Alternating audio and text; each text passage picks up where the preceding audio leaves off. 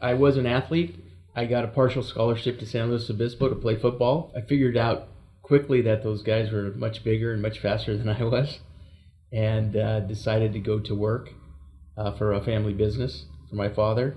Started me from the ground up. All the toughest parts of the business that he could put me through, he did, and figured out that there's got to be an easier way to make a living.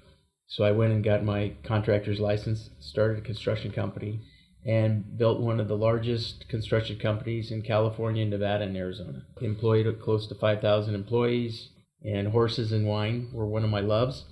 And it started really with the horses. My grandfather brought me when I was 9 years old to the racetrack. I became a pretty good handicapper. At just 8, 9 years old, I'd pick a lot of winners. One day I wanted to be a horse owner. So as I started making this money, I started dabbling in the horse business. Megahertz came about when a friend of mine, Alex Solis, the jockey, he knew I wanted to own a horse with Bobby Frankel. I said, why don't you see if Bobby wants to come to Napa? We'll go up to Napa together, try some wines, and maybe I can buy a horse with Bobby. So we went up to Napa.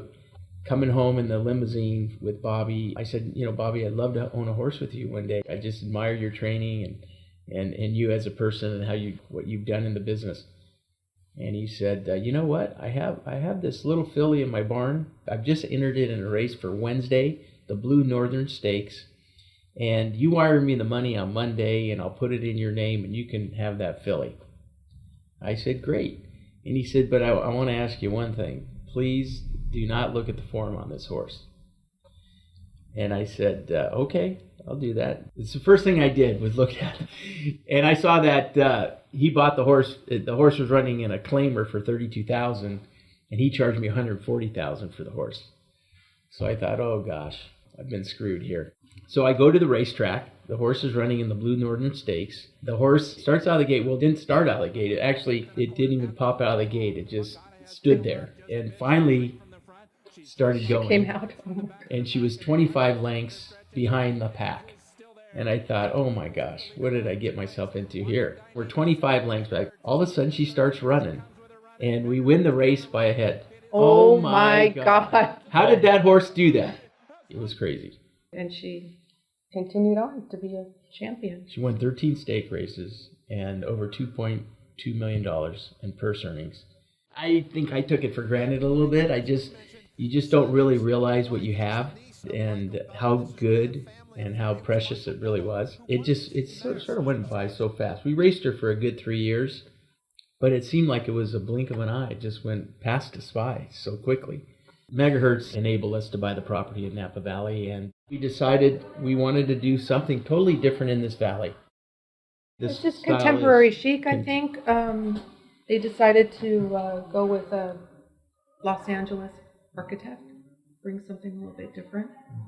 We knew we might be a little bit edgy for Napa, but it's something fun and different. People love it when they walk in, and each room is a little bit different. So we did the Megahertz room.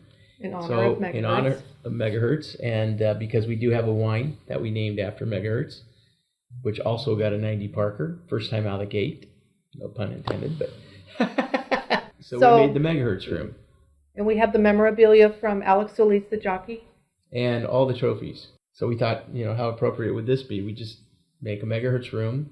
We made a Megahertz wine club. And then we wanted to do a really unique style bar and decided let's do something with some wine bottles. So we did the red wine bottles. I mean, when people walk in the building, that's the first thing they notice are the red wine bottles hanging around the bar, and it's an oval type bar. And each chandelier is different. This one's custom made with all wine glasses in the Megahertz room. You have an open terrace area with a fireplace and another bar area for the overflow of customers. And then if you go to the end of the room, you have another private tasting. Thanks for watching this video. Come in and say you saw our video, and we'll give you 2 for 1 tasting. We'd love to see you here. Cheers. Cheers.